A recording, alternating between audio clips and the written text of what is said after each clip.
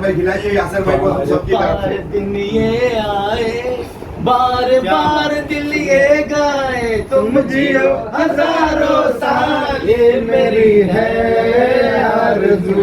Happy birthday to you, birthday to you, happy birthday to Yasir भाई, happy birthday to you. Sir लो रफीक भाई खुश फरमाइए सर। भाई सब दूर दूर है, थोड़ी हाँ चलेगा चलेगा, सबको खिलाना चाहता हूँ। अच्छा सबको चलेगा।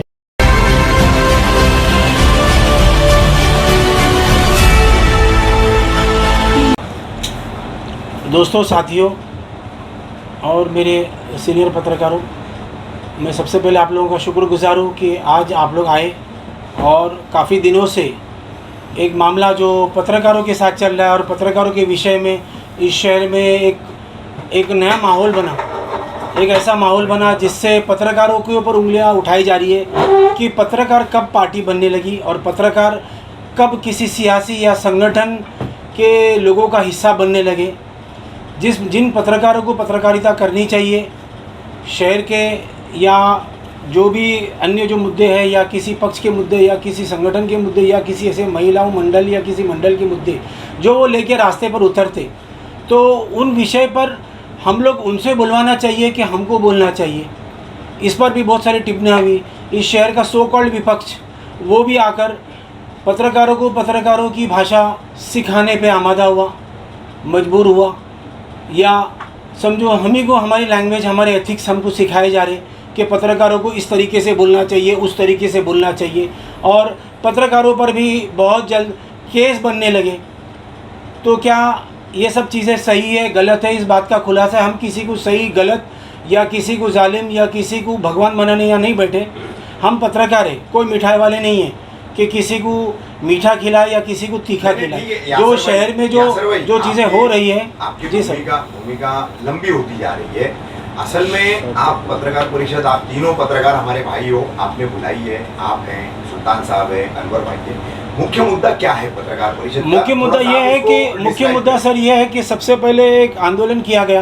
हाँ। उस आंदोलन में हम लोग बिल्कुल शरीक हुए। वहाँ पर हमने वहाँ पर कवरेज की। जिस आंदोलन के बारे में मैंने एक हफ़्ता पहले के जो मेरे उसी हफ्ते के अपने साप्ताहिक अखबार में फ्रंट पेज पर लगाया भी था छोटा सा कि भाई ऐसा ऐसा आंदोलन होने वाला है। फिर उसके सेकेंड हफ्ते में मैंने उसका कवरेज भी किया। तो उस आंदोलन को लेकर जो है कुछ बातें हुई। हम लोगों ने भी अपना, वहाँ पे महिलाओं ने हमारे सामने बात रखी कि भाई आप लोग भी अपना पक्ष रखो। तो उस वक्त मैंने कहा था कि भाई हम लोग अपना पक्ष खबरों के माध्यम से रख सकते हैं, हम लोग यहाँ पर अपना बाइट नहीं दे सकते। तो उन्होंने कहा आप लोग भी तो इस शहर के रहने वाले हैं, आप लोग भी जो चीज़ आप लोग फेस करें इसको आपको बोलने में क्यों हिचकिचाहट?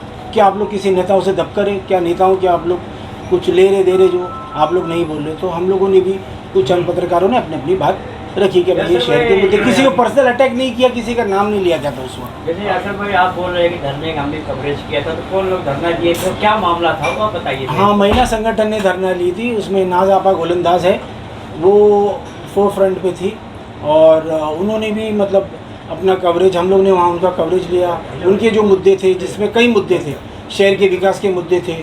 फिर उसमें मुद्दा क्या था वो पूछ रहे हैं कि मेन मुद्दा क्या था, जो मुख्य मुद्दा है, जो मुख्य मुद्दा जिस पर विवाद हुआ वो है दारुल फलाह मस्जिद कॉलोनी की दीवार।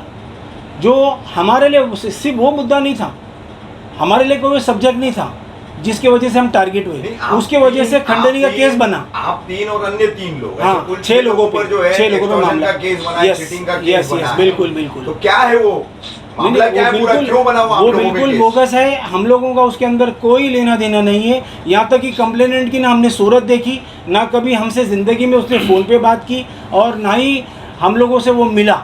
दारुल फलाह मस्जिद से मस्जिद से लेकर यहाँ तक फलाह होटल तक के सभी जगह पे कैमरे लगे हुए।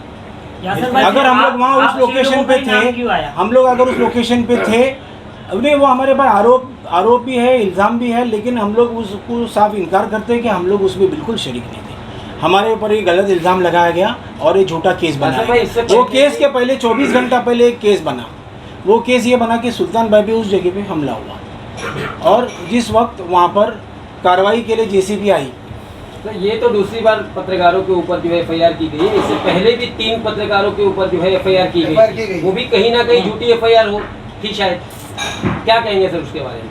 किस एफआईआर की बात कर रहे हैं? सर इससे पहले जो है हमारे वरिष्ठ पत्रकार रफीक कामदार साहब और अच्छा। मुंबई टीवी के अफजल और लाल मोहम्मद सर, ये 3 लोगों के ऊपर भी जो है ऐसे ही कुछ मामले की एफआईआर की गई थी। ये साजिश है।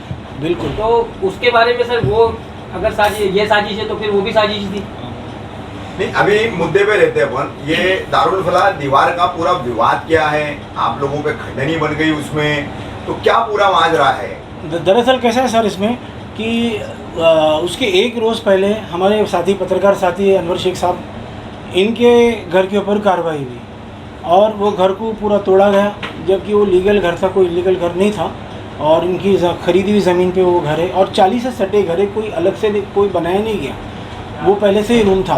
और उसको तोड़ने के बाद सेकेंड रोज़ हमारे ऊपर खंडनी बनी, ये दीवार का मामला हुआ। अच्छा, ये दीवार का मामला होने से पहले हम सभी पत्रकार, यहाँ पर मेरे ख्याल में ज़्यादातर लोग मौजूद हैं, मेरे ख्याल में 90% यहाँ पे जो पत्रकार मौजूद है, हम सभी पत्रकार मुमरा प्रभाग समिति गए थे और सर आप भी थे उसमें। तो हम लोगों का जाने का मकसद ये था कि भाई अधिकारी को पूछे सालुंगे साहब को और गोसावी साहब को कि भाई आपने इनके घर के ऊपर कार्रवाई की तो क्या शिकायत थी और किस बिना पे आपने कार्रवाई की। आपने नोटिस भी नहीं दी, एज़ पर लॉ आपको पहले एक नोटिस देना चाहिए, फिर इनके डॉक्यूमेंटेशन देखे जाते, फिर उसके बाद कार्रवाई होती। फ़ौरन कार्रवाई की गई तो उस खुलासे के लिए गए थे और फिर उसके बाद मामला ऐसा हो गया कि भाई ठीक है, जो हो गया सो हो गया, अब उसको आप बनाइए, जो भी हमारे से कॉपरेशन होगा हम बिल्कुल करेंगे। लेकिन वहाँ से जब हम लोग वापस लौटे तो मामला ऐसा हो गया कि भाई हमारे बारे में ऐसा कहा गया कि हम लोग वहाँ उस दीवार के लिए गए जो सरासर झूठ बातें, वहाँ पे ना कोई दीवार की टॉपिक निकली और ना ही वो बिल्कुल सर्वेलेंस में वहाँ कैमरे भी लगे हुए। हम लोगों ने ना कोई दीवार की बात छेड़ी, ना कोई शहर के किसी अन्य मुद्दे पे बात हुई, सिर्फ और सिर्फ अनवर भाई के रूम के ताल्लुक से बात हुई और उसके अलावा और कोई बात आपने जो सागर सर साथ बात की थी, तो राइटिंग में भी दिया था उनको? नहीं, राइटिंग में नहीं दिए थे, राइटिंग में नहीं बात हुई थी। वहाँ पे हमारे जब सुपीरियर सीनियर पत्रकार लोग मौजूद थे, फ़हीम भाई थे, रफ़ीक सर थे और भी लोग थे, हम लोग सब ज़्यादातर यहाँ मौजूद थे, शायद आप नहीं थे, बाकी ज़्यादातर लोग वहाँ पे मौजूद थे। तो ऐसी कोई रिटर्न बात नहीं हुई थी। हम लोग एक पत्रकार के अलावा एक शहर के रहने वाले भी हैं, हमारे कहीं ना कहीं। सुल्तान भाई, हाँ, अब ऐसा है कि यासर भाई डिनाई कर रहे हैं, कंप्लेनेंट की शक्ल भी नहीं जानते, हमारा कोई हाँ, लेना कोई देना, लेना देना। ठीक है। देखिए तो और पिछले 2-2.5 महीने से वहाँ पर दारुल फलाह की दीवार, दुकानें बनेगी, जी। ऐसी कई खबरें हमारे कई पत्रकार भाइयों हाँ, ने हाँ, चलाई, अरे ये भी हम लोग ठीक सुन है? रहे थे ये बात। तो उसके उसी दौरान फिर वो जो धरना कह रहे हैं, शायद अमृतनगर नाके पे 4 तारीख को जो धरना हुआ उसकी बात, रफीक भाई, पूरा खुलासा अभी भी समझ में नहीं आ रहा है कि आप लोग कहना क्या चाह रहे हैं। रफीक भाई, इसमें कहने का मकसद ये है कि ना इसमें दारुल फलाह की दुकान का मामला था, ना दीवार की बात थी और ना डायमंड के पार्किंग की बात थी। एक गुमराह किया गया था हम लोगों को, बिल्कुल क्लियर बोल रहा हूँ, उसको अंधेरे में रखा गया था कि यहाँ की जनता परेशान है, डायमंड वाले बिल्डिंग वाले परेशान हैं और दारुल फलाह के बिल्डिंग वाले परेशान हैं कि यहाँ पर दुकान बन जाएगी, इसके लिए लड़ाई लड़ना है और जब वो वक्त आएगा तो ये लोग उतर जाएंगे। हम लोगों ने ये उम्मीद भी जताया था, हम पत्रकार हैं, कोई ज्योतिष नहीं है, कोई बाबा नहीं है, कोई अंतर्यामी नहीं और है, ऐन वक्त पे कोई आया भी नहीं वहाँ पर। और हमको पूरी उम्मीद थी कि हम जनता की लड़ाई लड़ रहे हैं, जनता हमारा साथ देगी। लेकिन जब वो वक्त आया, हम लोग धरने पर बैठे और उसके बाद में खबरें भी प्रकाशित की और इसका जिम्मेदार हमने शानू पठान को माना और शानू पठान के खिलाफ मैंने न्यूज़ चलाई, इसमें कोई शक नहीं। जो चीज़ सामने नज़र आ रही थी उसके मुताबिक तो हमने जो है, जो न्यूज़ हमने चलाई चैनलों पे, जो मैंने एंकरिंग किया, तो वो थोड़ा पत्रकारिता से हट के था। कुछ ऐसे शब्द बोले गए जो पत्रकारिता में नहीं बैठता है। हमने जज्बात में बोला, लोगों ने उस पर ऑब्जेक्शन लिया, विपक्षियों ने लिया, हमारे पत्रकार साथियों ने लिया, सामाजिक लोगों ने किए, तो उस पर मैं पशेमान हुआ और मैंने खेद प्रकट किया अब इस खेत परकट को ये उड़ाया जा रहा है कि सुल्तान रिजवी बिक गया, सुल्तान रिजवी बंगले पे चला गया, सुल्तान रिजवी अवार्ड साहब के यहाँ चला गया, वहाँ से सब नोट मिल गया है। ऐसा नहीं, नोट तो दूसरे लोग जो है लेने के चक्कर में हम लोगों को बलि का बकरा बना दिया। हमारे वो लोग कौन है? अब आप बताने की जरूरत नहीं, कोई जरूरी नहीं है कि उनका नाम लिया जाए। इसी वजह से आपने कहा कि गुमराह किया गया, तो कौन थे आप गुमराह किए? भाई देखो, इसमें अहमद नेता भाई की बात है। उन्होंने डायरेक्ट जो है रफीक भाई के ऑफिस में बैठे हुए थे और पत्रकार साथी बैठे हुए थे। रफीक भाई ने एक ही सवाल किया कि अहमद भाई आप ये लड़ाई लड़ रहे थे, ठीक है, बड़े जज्बे से लड़ रहे थे, अच्छी लड़ाई थी, लेकिन इतना जज्बात में आने का और इस तरीके से, तो उन्होंने मतलब बड़े तल्ख मिजाजी में कहा कि हमको चूल्हे भाड़ में जाए, मतलब उनके कहने का मतलब है कि हमको चूल्हे भाड़ में जाए दारुल फलाह की दुकान और डायमंड की पार्किंग, हम तो अपने पैसे के लिए लड़ रहे थे। हमारा 6.5 लाख रुपया शानू पठान बाकी है, इसलिए हम दबाव बना रहे थे कि वो पैसा हमको मिले। और यही बात उन्होंने अवार्ड साहब के बंगले पे, ये क्लियर नहीं बोल पाए हैं, मैं सामने बोल रहा हूँ। एक मिनट, आप ये भी आप चलाइएगा, मतलब उनको जो है आप ये भी चलाओ, ये क्लियर नहीं बोल पाए। मैं बोल रहा हूँ, मैं डरता नहीं हूँ, ना मैं आज शानू पठान से डरता हूँ और ना अहमद नेता से डरता हूँ। क्लियर बोल रहा हूँ, मैं ना बिका हूँ ना बिकूंगा।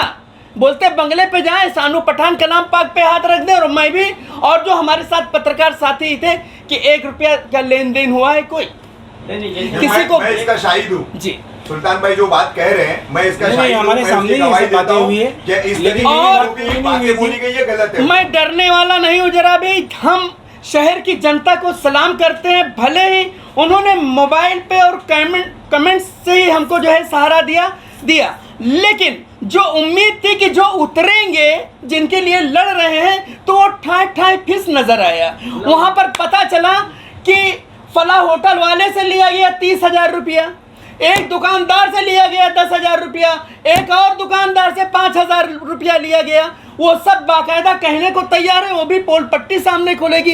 तो क्या हम लोगों को इसलिए लिया गया था दुकानें दीवार तोड़वाएंगे?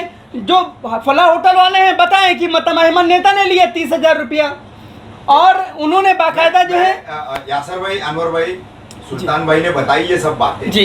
इस बातों को लेकर आप दोनों का क्या कहना है? जी, हम लोग मैं कहना चाहता हूँ जी। बोलो यासर, बोलो आप बोलो। नहीं यासर भाई आप बोलो। हाँ बोलिए ना। बोलो सर। हाँ, सुल्तान भाई ने जो बातें रखी है हाँ। उसके बिना पर क्या कहना चाहिए? आप सहमत हैं या? हाँ, ये बात हम लोग ने सुनी है, अहमद नेता के मुंह से बात सुनी हमने, अवार्ड साहब के बंगले पर भी और इधर आपके ऑफिस में भी, कि भाई उनको उनका बकाया जो है वो बकाया मिल जाए, बाकी उनको कोई मतलब नहीं। नहीं अभी इन्होंने जो आरोप लगाया है, बड़ा होटल से 30,000 रुपये किया है, पान वाले हाँ, ये भी हमने सुना है, ये हमने देखा नहीं है, लेकिन उन्होंने अपने मुंह से बोला है कि भाई उनका बकाया है, बकाया निकलता है, उनको बाकायदा बकाया से जिससे मतलब है। लिया है पैसा वो खुद पुलिस स्टेशन गया था, ये लोगों ने बताया है, हमने देखा नहीं। सुल्तान भाई, ये बात जो 6.5 लाख की बात है, जब हाँ। हमसे पूछा 20,000 का आरोप लगा है कि आपको दिए, बाद में बोले कि अभी बाउंड्री नहीं टूट रही, हम वापस देंगे, लेकिन आपने दिया नहीं, ऐसा आप पे आरोप है? नहीं, जो हाँ, नहीं, बिल्कुल आरोप गलत है, बिल्कुल गलत 20,000 है। है क्या? दूसरा 20,000 है, मतलब बहुत मामला नहीं, है। पैसे से अपने को एक पैसे से यूसुफ भाई कोई लेना देना नहीं। कैमरा लगा हुआ। और उस दौरान जो हमने चाय भी पिया है, जो शरीफ भाई हैं फला होटल के मालिक, कसम खा के बोलते जबरदस्ती उनको मैं पैसा देता था कि हम जो बोलते थे पैसा मत दो, हमने कहा नहीं, नाजायज हो जाएगा, मैं ऐसा बगैर पैसे का चाय नहीं पीऊंगा। सुल्तान भाई, जो आप 6.5 लाख की बात कर रहे हैं, जब हमें भी पता चला कि हमारा भी म्यूज यूज किया गया है, 6.5 लाख की जंग थी है, तो जब हमने अहमद नेता से बात की तो उन्होंने सीधा बताया कि आप लोगों के सामने अवार्ड साहब के बंगले में उनको 10 लाख रुपया दिया जा रहा था, और 3 बजे उनको शानू पठान के बंगले पे बुलाया गया था। अगर उनको सेटिंग ही करना था वो बंगले पे ले सकते थे पैसा, या अवार्ड साहब के घर पे। बिल्कुल गलत है। इस बात के गवाह हमारे रफीक भाई हैं, रफीक भाई बता सकते हैं कि, और फहीम भाई भी है ना। 10 लाख की बात हुई ना 10 रुपए की बात हुई, सिर्फ अवार्ड साहब ने कहा था कि शांत हो जाओ, 3 रोज रुक जाओ, आगे कार्रवाई होगी, सिर्फ आप 2 से 3 दिन रुक जाओ। सर, आप लोगों को गुमराह करने की वजह क्या थी? किस लिए गुमराह किया गया आप लोगों को? अपना पैसा निकालने के लिए भाई। नहीं, जो मुद्दे उन्होंने धरने में रखा था वो आप भी पढ़े थे, आप कैमरे के सामने बोले थे, आप भी बोले थे, तीनों जो सामने बैठे तीनों बोले थे उस समय जो नाले का मामला था जो नहीं, उनका देखो, ये बाउंड्री की बात आपने भी कही थी, तो क्या था मामला? उनका मुद्दा पब्लिक की नज़र में बिल्कुल सही था। उनका जो मुद्दा था पब्लिक को दिखाने के लिए बिल्कुल सही था, बिल्कुल सही लड़ रहे थे, लेकिन इसके पीछे का राज कुछ और था। जैसे रिजी भाई आपसे भी मैं कहना चाहूँगा, जैसे आपने जो शानू पठान से आपने सॉरी कही, जो भी कही अच्छी बात है, आप कहना चाहिए, कोई छोटा बड़ा नहीं होता है, लेकिन उस वीडियो के बाद से आप एक पक्ष को अच्छा बता रहे, किसी को आप बुरा बता रहे, और एक वीडियो में आपने खुद कहा है कि पत्रकार जो तबासमीन बने हुए थे, कुछ लोग वीडियो बना रहे थे, उस पर क्या कहेंगे आप? हाँ, उसमें कुछ लोग थे वीडियो बना रहे थे, जो अपने पत्रकार साथी हैं। हमको तकलीफ हुई कि हमारे ऊपर हमला हुआ है, वो वीडियो बना, ऐसे वक्त में कोई पत्रकार साथी मारा जाए तो वीडियो और तमाशा नहीं, उसको बचाने का जो है मौजूद होता है। और वो वीडियो आधार था। सुल्तान भाई हम भी वहाँ पे मौजूद थे, देखिए हमारे निर्णय दोनों जरूरी था, दोनों जरूरी था। अगर वो वीडियो नहीं कैसे होता सुल्तान भाई जरा जज्बात में आ गए थे, कुछ ज्यादा ही जज्बात में आ गए थे। नहीं, सुल्तान वो भाई तो बोल दिए। देखिए अगर हमारे पास फुटेज नहीं होता, हम कैसे साबित करते कि आप पे आधार है, आधार है। हमले का समर्थन हम भी नहीं लेकिन करते। सुल्तान भाई ने माफ़ी मांग ली, तो फिर वो बहादुरी का काम किया ये आदमी ने कि भाई अपनी गलती कबूल किया कि उनको वहाँ पे पत्रकारिता करना चाहिए था, अभद्र भाषा का इस्तेमाल नहीं करना चाहिए था। यही चीज़ सीख है हमारे लिए। यूसुफ भाई, एक और एक चीज़ बोलूँगा हमारे सारे पत्रकार साथियों को, हम भी पत्रकार हैं और सारे पत्रकारियों को यही बोलूँगा कि भाई एक चीज़ कि भाई हम लोग किसी के भी जज्बात में ना आए, हम लोग सिर्फ पत्रकारिता करें। हम लोग वहाँ पर कोई हमको बचाने आने वाला नहीं है, लोग सिर्फ तमाशबीन बनेंगे, लोग सिर्फ एक स्पेक्टेटर बनेंगे, भीड़ जमा हो जाएगी और हमारी रिकॉर्डिंग करेंगे। अभी ऐसा है, ये जो हुआ मैं इनके साथ ऊपर आ रहा इसके साथ आ था, रहा। सुल्तान भाई, अनवर भाई, यासर भाई, मैं ऊपर आ रहा था तो मुझे शाहनवाज है ना, शानू पटेल, जिनकी ससुर है इकबाल शेख, दारुल फला में जिनकी नेशनल केबल की ऑफिस है, तो उनके कहने के मुताबिक उनके दारुल फला सोसाइटी में 9 दुकानें और 5 मकान है। जी जी। अभी यहाँ ऊपर आने से पहले हाँ, उनके ससुर उनका के। कहना था कि हमने दीवार तोड़वाने के लिए किसी ने भी हमारी बिल्डिंग से, दोनों विंग से, जितने में हमारी दुकान और ऑफिस है, किसी ने सिग्नेचर नहीं दिया है। तो ये जो दावा किया जा रहा है कि लोगों ने वहां की सिग्नेचर दिए तोड़ने के लिए, तो ये क्या फंडा है? तो कैसर रजा भी तो वहाँ पर शिकायत की है, कैसर रजा भी इनके साथ में वहाँ स्टोरी की है। हम लोग वो चीज़ को देख रहे, ऑब्जर्व कर रहे, हम लोग ने उस चीज़ को स्टडी नहीं की, हम उसके करीब भी नहीं गए। और एक इसी वजह से हमको इसी बात का मतलब जो क्या बोले मलाल बोले, हमको एक शौकीन है हमारे लिए कि भाई अफसोस है हमारे लिए कि भाई वो चीज़ के लिए हमको टारगेट किया गया जिसमें हमने कदम भी नहीं डाली थी। सुल्तान भाई उसमें आपने बारीकी से सुल्तान भाई, आप तीनों जो है शहर के वरिष्ठ पत्रकार हैं और काफी अनुभव रखते हैं पत्रकारिता का, तो आप लोग कैसे किसी के बहका? बहुत बड़ा कांड हो गया है, हमारे साथ किसी ने धोखा दिया है, आप हमारे साथ चलिए, तो हमको क्या मालूम कि आपके दिल में क्या है, तो आप तो बच गए, हमको पिटवा दिए। जैसे रिजी भाई, जैसे अभी आपने कैसर भाई का जिक्र किया, वो उन्होंने भी कुछ लेटर दिया था, और जो अहमद लेटर सिग्नेचर के हम लोगों ने भी देखा, वही मैं बात कर रहा हूँ। उनके पास जो सिग्नेचर लेटर है उसमें कम से कम 95 लोगों का सिग्नेचर है, बेकायदा। आपने भी वो स्टोरी की थी शायद, मोबाइल नंबर, आपने भी दारुल फला गार्डन क्या वो फेक है? क्या वो फेक है? नहीं, हम उसके बारे में नहीं बोल सकते क्योंकि उसके बारे में हमको जानकारी नहीं थी। नहीं, वो लेटर हमारे पास भी है, अच्छा। झोरत कॉपी। अनवर भाई, ऐसी जनता को आपके पास है लेटर? मेरे पास मौजूद है, मेरे पास भी है। और सुपर। जी मेरे अनवर पास भाई, आप क्या कहना चाहेंगे पूरे प्रकरण के बारे में? अनवर भाई बोलिए। आदिल भाई सुनो ना, सबसे पहले तो मैं आप सभी पत्रकारों को, मेरे वरिष्ठ पत्रकारों का, मेरे सीनियर साथियों का, सबका शुक्रगुजार हूँ कि आप लोगों ने यहाँ पर आकर वक्त दिया। मेन मसला मैं आपको बताना चाहता हूँ, नहीं बिल्कुल मैं इस मामले में ना झिझकूँगा ना कुछ भी नहीं, और अल्हम्दुलिल्लाह सिवाय अल्लाह के मैं किसी से डरता भी नहीं हूँ। वहाँ पर जब ये 4 तारीख को जब आंदोलन का प्रोग्राम रखा गया था, तो हमारे सामने कुछ शहर के समस्याओं को रखा गया था कि देखो भाई, ऐसा ऐसा यहाँ पर बरसात होती है तो लोगों के घरों में पानी जाता है, दुकानों में पानी जाता है, इस तरह से शहर के हालात ऐसे कि डिवाइडर अधूरा है, फुटपाथ अधूरी है, सड़कें अधूरी है। इतने सालों से अपने शहर का काम चल रहा है, लेकिन आज तक के कोई काम मुकम्मल हुआ नहीं है। तो ऐसे ऐसे सब मसले, उसमें से फिर दारुफला गार्डन का मसला आ गया कि यहाँ पे कुछ दुकानें बनने वाली, कुछ राजनीतिक लोग दुकानें वगैरह बनाने वाले, तो आप पत्रकार लोग हम लोगों को समर्थन दो। तो हम लोगों ने सोचा ये हमारा फ़र्ज़ भी है, कर्तव्य है, क्योंकि हम लोग भी इसी शहर में रहते हैं।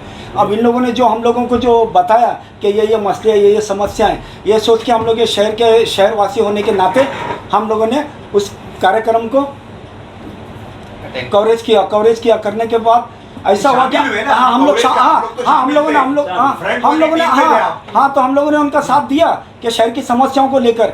लेकिन एक बात ये आप लोगों को बता दूं इस भाई कि ये हम लोगों को जो है मिसगाइड किया गया। हम लोगों को असलियत पता नहीं थी कि इसके पीछे का मकसद क्या है इन लोगों का, क्या ये तो हम लोगों को उस वक्त पता चला जब ये सब कुछ होने के बाद में, जब सुल्तान भाई पे हमला होने के बाद, हमारे सीनियर पत्रकार सुल्तान जी पे हमला होने के बाद, जब हम लोग रफ़ीक भाई हम लोग सब जब अवार्ड साहब के बंगले पर गए तो वहाँ पर हम लोग जाकर बैठे।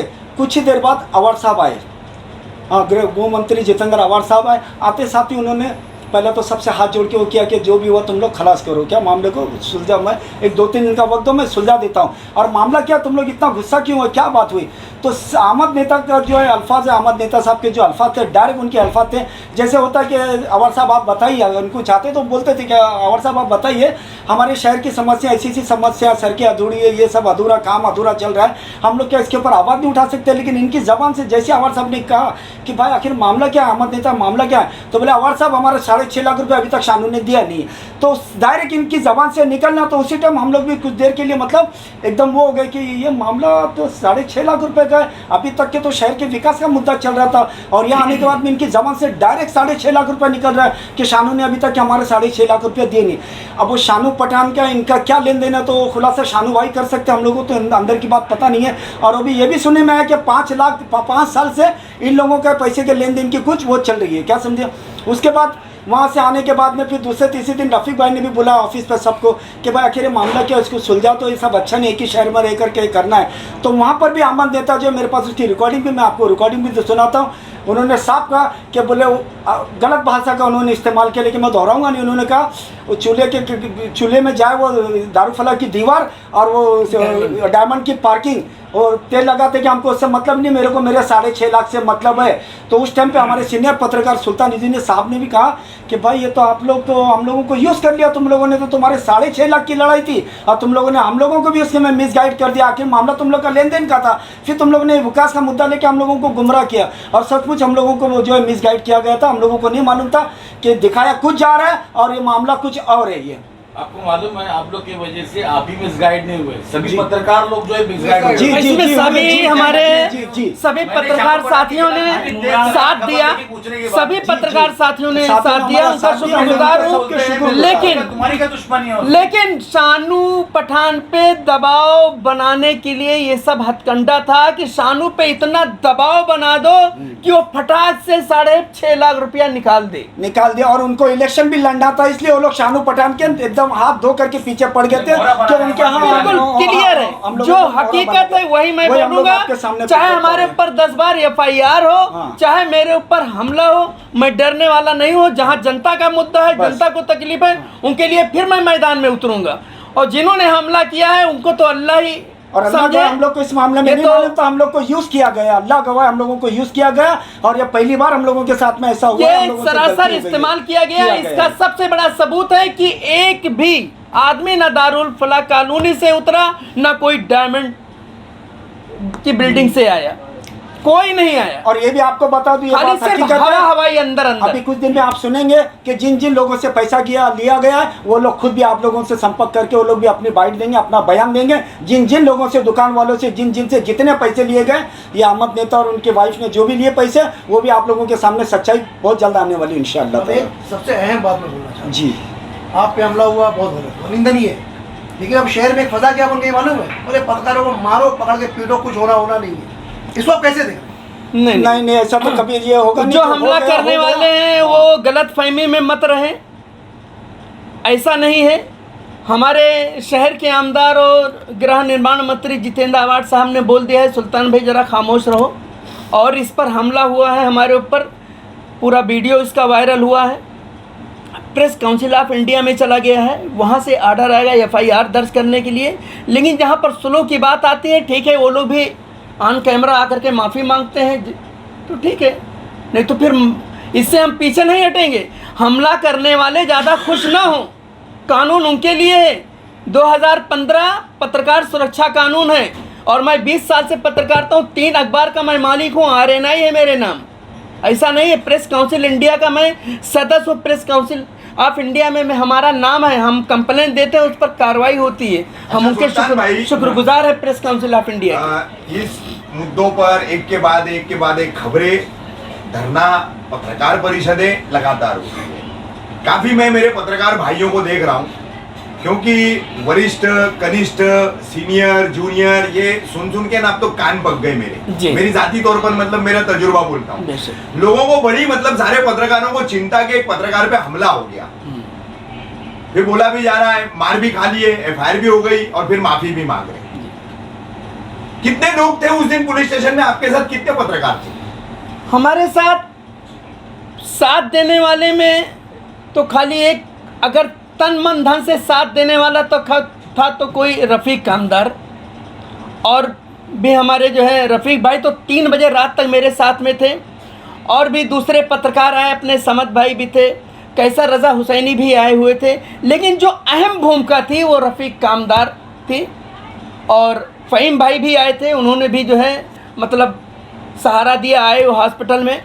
और भी कई पत्रकार आए, लेकिन जिस तरीके से उम्मीद थी कि सब पत्रकार साथ देंगे, वो नाउमीदी जाहिर हुई। बिल्कुल क्लियर बोल रहा हूँ, उसको चाहे आप लोग निंदा समझ लो, बुराई समझ लो या कुछ भी, जो बात है वो क्लियर कमजोरी है जी। निंदा जाने दीजिए, आपस में क्या निंदा करे, कुत्ता कुत्ते का बैरी, ये मुमरा के पत्रकारों की हालत है।